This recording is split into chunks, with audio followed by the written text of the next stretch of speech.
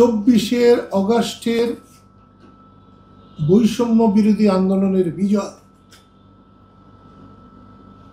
আমি স্বাধীনতার কাছাকাছি মনে করি এবং সেই বিজয়ের সফলতা আমি সবসময় কামনা করি।